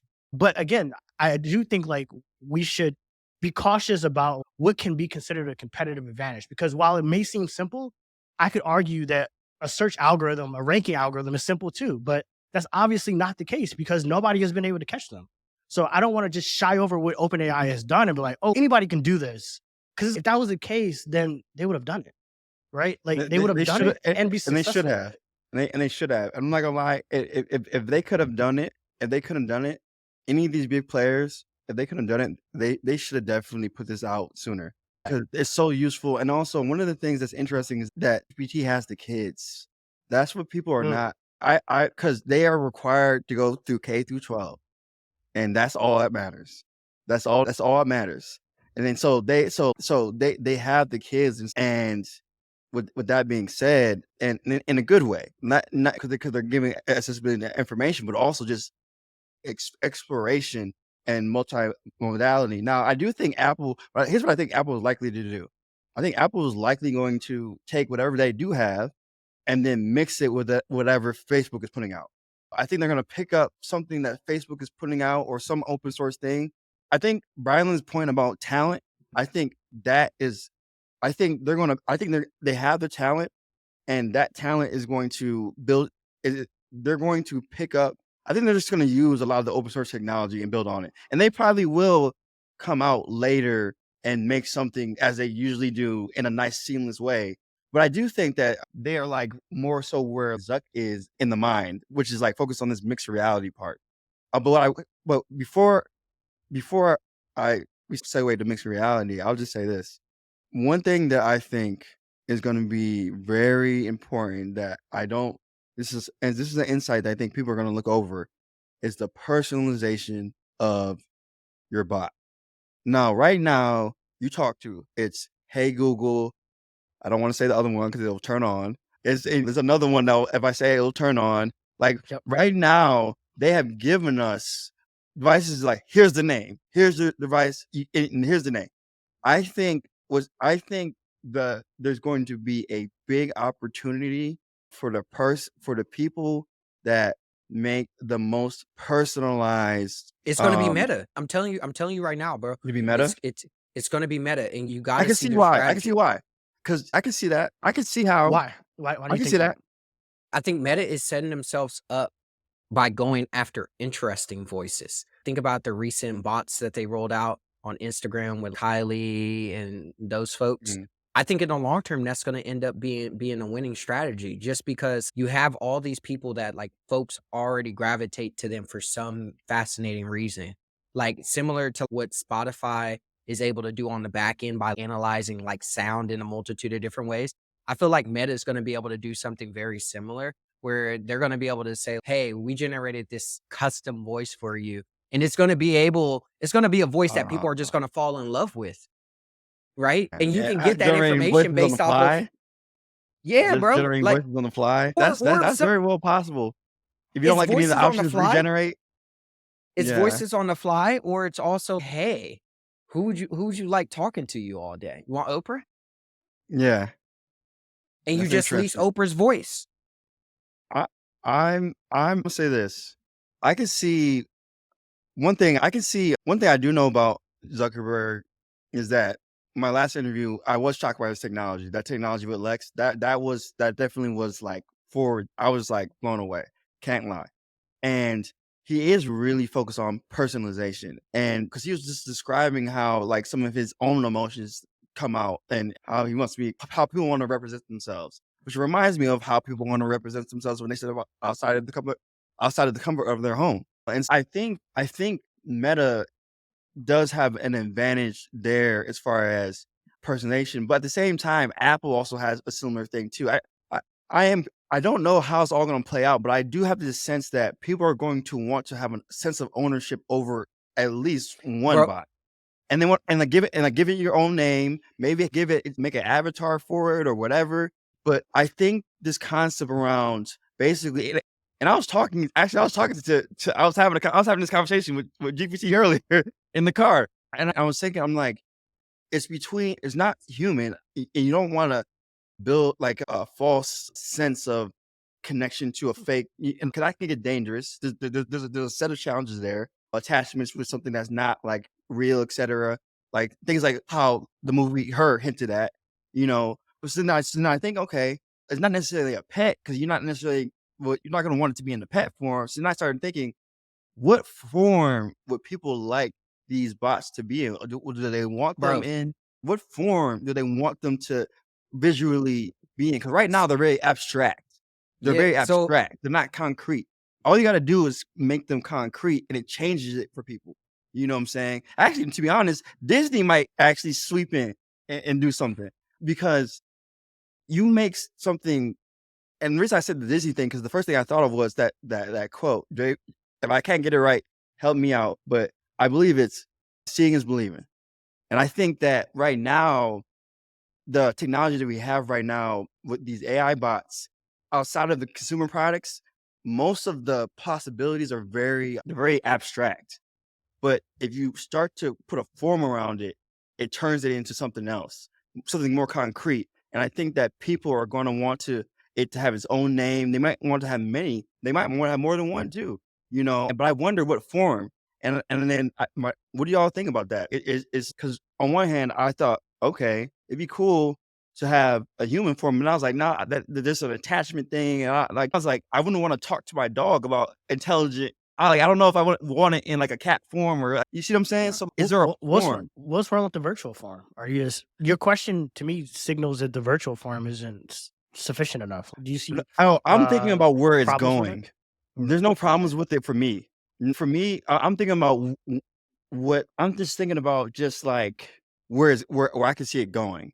You know what I'm saying? Because we're going to this place where you have the robotics and you have these AIs, you have this computer vision. Like you said, you have these drones, and these are now these super smart, intelligent robots. And now I'm starting to think about the physical form, but also how does the digital form is there a digital form that will add a layer of that people compete on? Will you buy a shirt for your bot? You know what I'm saying? Like stuff like that. Will there be new markets and whatnot created out of the personalization of bots, for example? And what form would it take?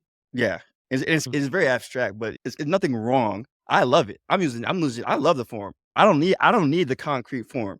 At the same time, I do believe that seeing, I do believe in the phrase seeing is believing though. And I think that when you see something in a certain form, you can talk to it in a different way.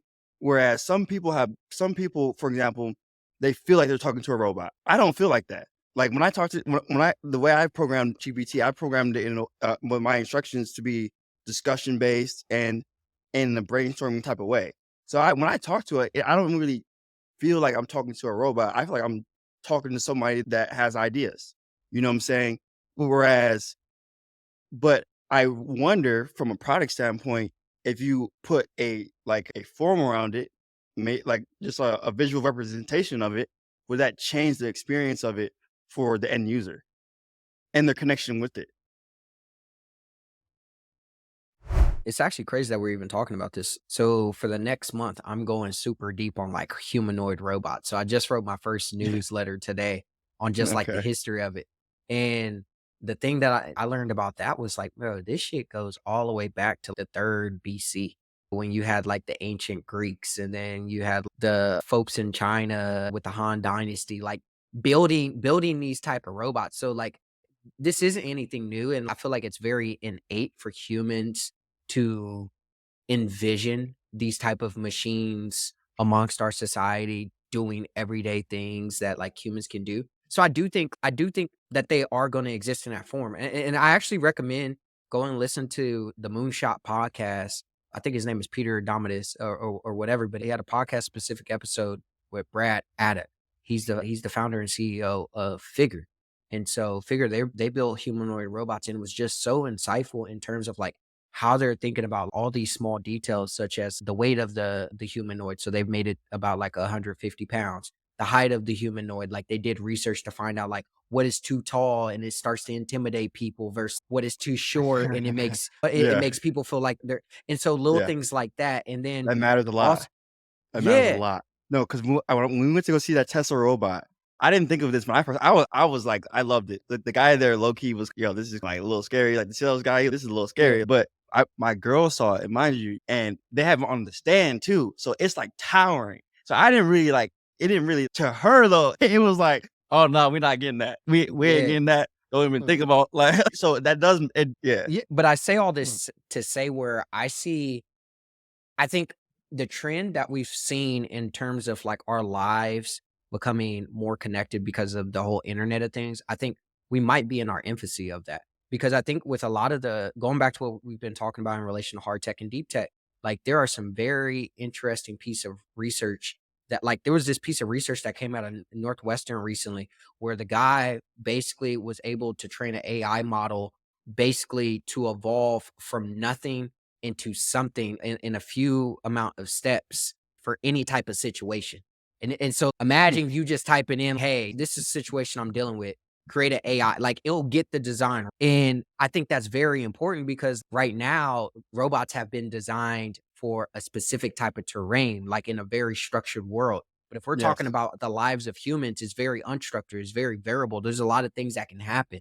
So the Yes. fact that I'm telling you, this research is coming where they're going to be able to generate robots of all types of sizes, Yes. like Exactly. it Different forms. exactly. And so the thing that was popping in my head, even when I was using this chat GPT vision and I want to play around with voice, is people. Yes, I would place a bet that there's obviously going to be an increase in terms of like devices and robots in our life. Cool. But does that mean every single device has to have a distinct personality? Or is it that people are going to have one AI and that personality just shows up digitally, but also physically? So imagine being able to talk to your home and your home is your AI. But now when you talk to your robot and you're like, undo the dishes, it's the same AI. Yeah. What You is know, that going to look like? yeah. Yeah. Yeah. No, it's getting like that. Like it's getting It's real. here. I know. That's what it's like. I don't know. It's hard to believe. It's some of the stuff is hard to believe. It still feels early to me. Well, it is early. It is It early. still But feels it is early. early. So what Brylan says here is no, it's not It's here the yet. tech is here. The tech is here, bro. The tech Bro, is here. hold on. You just gotta put it together. The tech is here, but hold on. At that point, Rodney just said, like, the fact that, like, when people start to put stuff together, that means they're pulling most of us into the future that already exists. No, I Yeah. get That's what I'm. But what I'm just saying, I just think the distance between where we are today and that future that you're talking about, I think it's a little bit further. Bro, than you go think. to the And I'll Tesla tell you why. store. I'll Go tell to you the why, Tesla bro. store. I'll tell you why, bro. Wait, can you hear me? Yep. Look at like Boston Dynamics, for example, bro. Like, bro, how long have we been seeing robots do backflips They're and not all the serious incredible though. and all the stuff that Boston Dynamics forever, bro. Rodney, when Yeah. we was in high school, we was sharing videos about all the incredible stuff we was.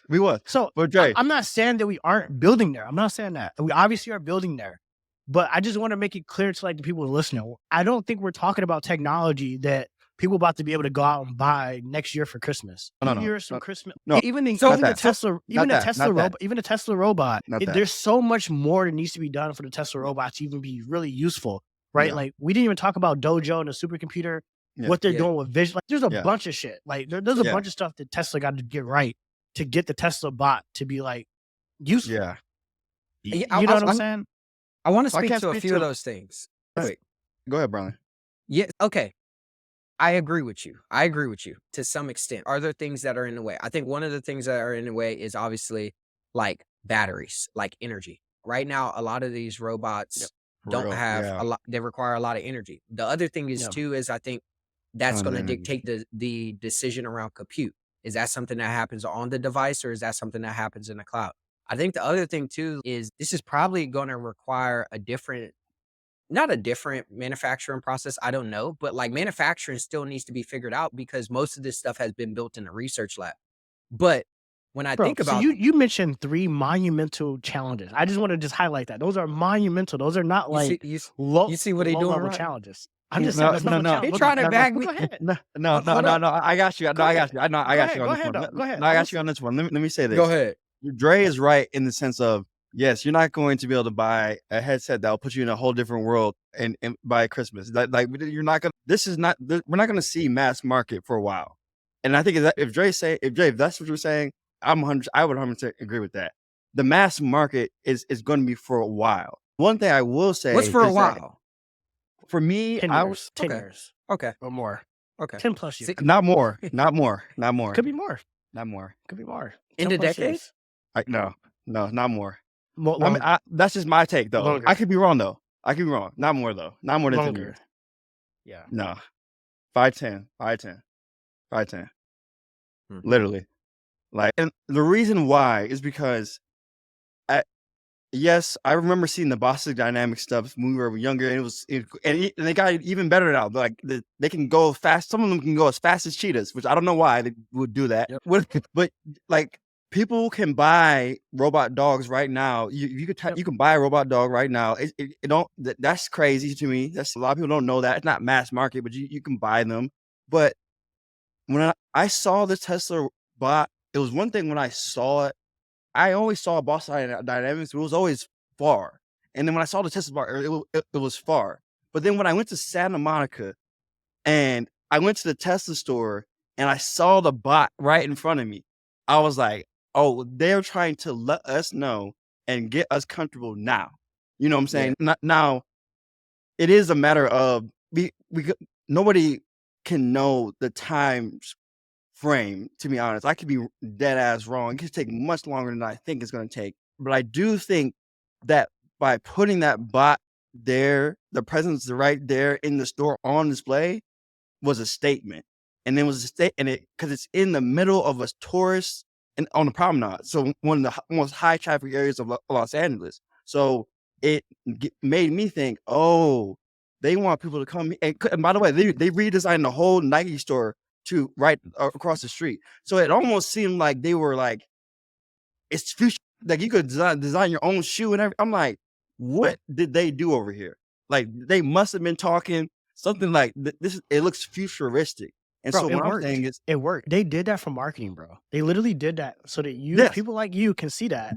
yes, Go and talk about it and get excited. but you gotta see it though, bro. So you let's gotta not see forget. it. Let's not forget. Tesla's a public. Come see it. company, bro. Come see it. Come on to LA, bro. By the way, but you know you love LA.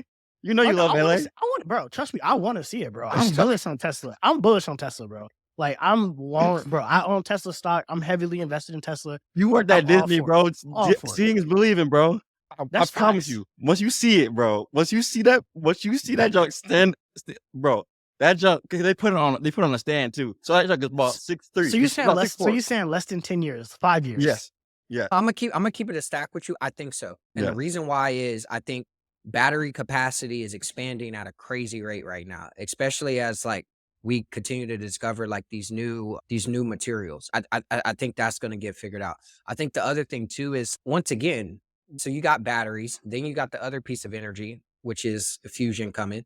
Then you also got like the LLM side of things. I think like people are asleep on that. Like the reason why Atlas probably hasn't seen like mass development is because think about like the variety of situations that this robot could be put in. All those have to be hard coded. So it's limited to the number of people that one have that information and two happen to work for Boston Dynamics. So wait, so I want to dig deeper in that point. So how do you Yes. overcome that hard coded challenge? The way you overcome that hard coded challenge, there's actually some really good research that came out of Meta and their AI lab in Georgia Tech. And I want to say a few other research labs have done this as well. But what they did was they fine-tuned, one actually used the GPT model and a few other were like fine-tuned, but they developed it. Actually, we talked about this with DeepMind when they were watching. They basically take they treat the command from the person as like a typical prompt into one of these large language models. And then from there, it's been fine to give a specific action, and that action is correlated with those actions that the user already knows how to do. And so it's expanding how they can navigate the scenario. And I think the Vision API is very important to robots because now when you It's very important. It's Very everything. important. Very important. And I think Tesla is way ahead of a They lot are. of people in terms of real world AI and vision. What I they think are so. doing, what they're doing with collecting the video feeds from Tesla cars yes, is bro. a major advantage. But And that feeds into what they're doing with their supercomputer. Low key, they hold on, owe hold us on. money. They owe us money though, because if they're using all that data and we've been walking around the streets, bro, we need a check off of that, bro. We need we You need. sign that over. You sign that over when you sign the dotted line, bro. No, That's I'm terms talking of about just being service. U.S. citizens, bro. Oh, you talking about regular citizens? Regular, Yeah, bro. Yeah, bro. yeah. Yeah, bro. That's our. We getting scanned. We lab rats in Yeah. this. And you know what I'm That's saying? facts. That's Yeah, facts. like Tesla owes us a little money. Elon, right now, he's collecting a lot of wealth. You know what I'm saying? And That's facts. That's facts. That's facts. Now, but I think this is something. I mean, one last point, and then I did want to bring up one last thing, but I think that's part of the reason why I'm like, man, I can really see this shit at the end of the decade. I think the timeline can really be pulled forward because of those trends that I mentioned, but specifically what you were talking about Tesla. You got to once again, all of this is going back to one AI. So each incremental bot that is added to the network is increasing that data flywheel. And I think that's extremely important because what one robot learns in one situation can now be taught to all the other robots who are in the network. That's the difference. That's yeah, the difference. And I 100%. think that what can speed it up. The hardware has been solved for for the most part. But doesn't It's a that software require thing. scale? But doesn't that require scale though for it to be useful? To the point you just made, which is one robot you can learn and it can update and make the whole system better. But isn't the usefulness of that can't you only extract the usefulness of that at scale, right? If you're Tesla, that makes a lot of sense, right? Like you got millions of cars out here, right? So you can make a switch and now all self-driving cars can follow the same rules and they can learn from that mistake. But if you're a young startup that hasn't launched anything, like oh no, you can't. No, you yeah, can't that doesn't compete. mean anything. No, if you're a young startup, I think you need a lot actually, of capital. hold on. You need a lot of capital. Hold on. You need a lot of capital, but I think this is where understanding deep And tech smart investing people. is very important. So the way a lot of those deep tech companies that are research driven are valued are a little bit different than compared to like your traditional like SaaS Yeah. tech based startups. And I think a lot of them are treated similar to what we were talking about, like biotech. It's just get to that next milestone. And that next milestone isn't probably anything like business related, but it's just similar to SpaceX. Can you show us that you can get the rocket off the ground? Cool.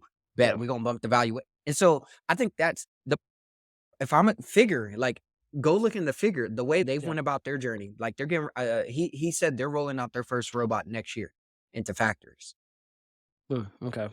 So Okay. I ain't gonna lie. When it comes to robotics, probably because of Boston Dynamics, I have been taken not serious. And even when we've talked about it abstractly, you know, I looked at all the facts and I'm like, yeah, that's all right. It's a robotics company, Tesla's a rock. Like I understood it, but then I saw the form and it just changed. I just everything. saw it. I saw, bro. It's bro. I'm gonna see it. I'm gonna see it. I'm gonna see it. I'm gonna see it. I Bro. like this, Brylan. I'm excited to see what your thoughts are after this deep dive that you're about to go into with robotics. When you come out of this, we should have another conversation about this. And then both of y'all gotta have a conversation with the GPT real quick and let me know what y'all think about it. Oh no, definitely. Because I was skeptical. And Yeah, hey, yeah. so for the listeners out there, Rodney checked me in our group chat about this. He did it in like the most professional, friendly way. He said, "You're a product guy, right?" I was like, "Oh, this guy." He got Bro, what? Wait, let me ask you this question, Brylan, because on the last pod, or maybe 2 pods ago, you said OpenAI was dead. Do you still believe that after seeing this? Let's or try the you product just- first. Okay, yeah. We'll talk. Okay, answer that on the next one. Answer that on the next one. We'll start I with believe that. for the We'll start with that next one. question. Yeah, Because that's a good. they're diving really good to the consumer. Like they're drilling in on this consumer. They're drilling. Like they're like running like a million miles per hour. Like Yeah. I'm actually it's. shocked by that. I knew they were going to the consumer, but I didn't necessarily I know was shocked to what by It's it data, too. what degree. bro. Trust me. We didn't hit on this, and I don't want to belabor the point, but trust me, this multimodal thing is very important because similar to like how some people are text-based learners, this adds a whole different. You only can learn certain things about the world through vision, or think about like Yes. voice. You Yes. like that's a different Yes. type of like information being conveyed. Yes. Like, and so the mode of learning, their data capture right now is going berserk, bro. And I would say strategically, that's the only thing that's has me like, okay, there might be a potential chance because they're trying to own the data layer. But They have more than a funny. potential. Because they're making because look, they're about to gather all this information about what kids are searching for and what they're trying to describe, and they're taking pictures, and it's they're getting a lot of valuable information. Like you said, that multimodal, that and I'll put it like this: if somebody else could come out with multimodal all the way around, I'm not loyal. I'm for whatever is like I'm the. gonna keep it I a stack just with you. go ahead. Go ahead. You pulling something up? No, you already know my opinion on this. It's Apple, bro. Yeah. I think Apple and Google, bro. Like I think Gemini. You don't think Meta? You don't think Meta is gonna? Meta has a opportunity because of their scale. Their scale, but once again, I think Meta is going to have to compete differently. And I think I'm actually very curious. I think I'm very curious specifically about how spatial computing becomes the next platform. If that is a big enough market and starts to cannibalize, think like laptops or even tablets, because right now we only have so many could. hours in a day. Like something is going to have to give. Man, that could be very interesting. But I think I don't know. I don't know if I fully see Yeah. our computing platforms changing. And so that's why I'm placing my bet with the providers. I think the person who owns this. I see. I can see that. I agree. can see I that. agree with that. Yeah, I can see that. I can see that. Because right now, because that's what Jeff was trying to do. He's trying because he needed some type of device, and Yeah. and the Echo is a good one, and Alexa is a good one. But I think there's a room if OpenAI comes out with something and they can let you name it. Because right now, like Apple's iPhone, right, and it's like an like people used to say it's kind of egotistical iPhone, but it stands for internet. But iPhone, people back in the day used to think iPhone is it like almost like an ego thing, but it's really just internet. So If I want to ask this, Rodney, because you hit on Yeah. a good point. And so my question is, so actually, did y'all see the 3 announcements? I think it was last week. So Rewind, they announced like their pendant that was going on pre-order, and basically it was just going Yeah, to be like a I device saw you could that. wear around your neck. Then there was Tab, very similar, and then Humane with their thing on the shirt that you could place. I've been thinking about the device too. I'm not gonna lie, I just don't know. I just don't know. So I've been my thinking about the question, device too. those are devices that they're making those to be like always be on regardless of the situation. So obviously there's privacy concerns, but the thing I'm interested in is, do you think OpenAI potentially may consider acquiring one of them from like a potential kind of like talent or get ahead of the curve kind of perspective Acquiring the to get into the OpenAI. hardware space? Because that's a different type of hardware. It'd be a different waste of money, bro. All me the too. companies you mentioned have built nothing.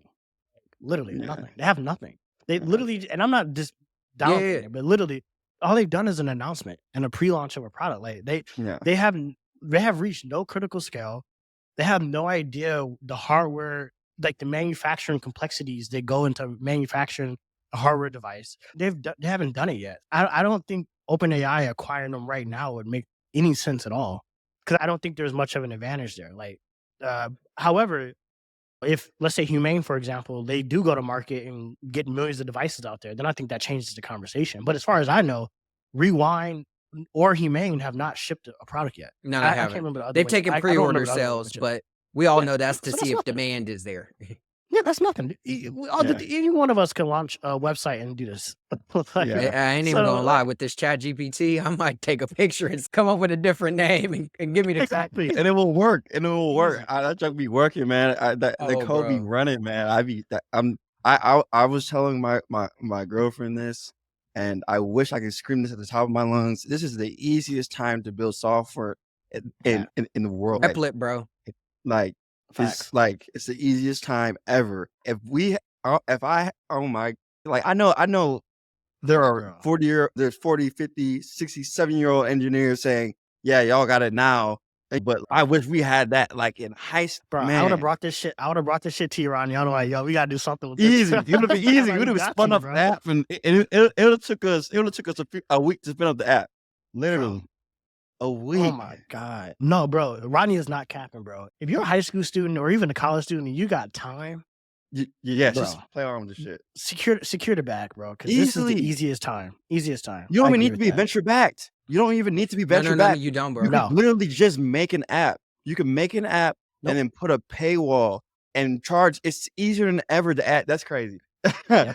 It's Bro, easier than ever. I took a picture of the Rewind landing page and said recreate. It's crazy. Like it's literally This is wild. to the like Dre just said, to anybody that's listening, if you're younger or you have younger sisters or brothers or anybody that's interested in robotics or technology at all, these are things that they definitely want to just play around with, because there are people that are making $30,000 a month businesses off simple stuff, $60,000 a month, $100,000 a month, no venture capital at all. These are just side projects. Now, mind you, granted, not sometimes things don't always have longevity, but that's still fine. That's still fine. It doesn't have to be your last product. You can still build other products. I've seen people with 3, 4 products. Some of them are making 20,000, 10,000. But the point is that it is the easiest time to do it. And if you can, and if you're especially if you're younger and a part of certain communities, like as a kid, I was a part of the gamer community. If you are a part of like certain communities and you build for your community, that's what I did. That was my cheat code. I made a bot for gamers for the gamer community, and it just so happened that it worked. Now, mind you, today that same bot would have took me 1 hour to make. Like, it would have took me 1 hour to make that. So I'm just saying, and don't limit yourself. It might get big, but my point is you don't need a lot of initial money. A lot of these tools are free, and some of them are cheap too. You know what I'm saying? And they're definitely cheaper than your college textbooks if you're in college. So, I'm gonna keep it a stack. I think if I was, at least this is how I'm thinking about it, bro. Everybody got that voice in their head they call their gut. And yes, you can give your gut an upgrade by quickly tapping in to something that can see, listen, read, and speak back to you. that's what I'm saying. And Man, you better. you bust could them tell it how to moves. talk to you. You could tell it how to talk to you. You could give it information about you. That's the thing. It's general use. Use it how you want to. Now, mind you, I'll give y'all a little. This won't last for long, but Yeah. because the new features right now, they're not. You can do anything with them. They're not filtered. This, you know how initially there needed to be jailbreaks. Yeah. They'll say, oh, you can't do that, and you just like, oh yeah, you can, and then they'll do it. So there's still alternative use cases, just for people that know that they won't be around forever, and there might be opportunities there, and there might be some. I know what you're opportunities there. saying. Yeah. There's some exploits in the system. Yeah, exactly. Take advantage.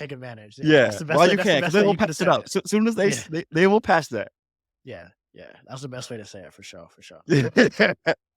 Yeah, Y'all want to wrap it up? let's wrap it up, guys. It's Yeah, a good one. man. All right, y'all. Catch y'all on the next one. All right, bro.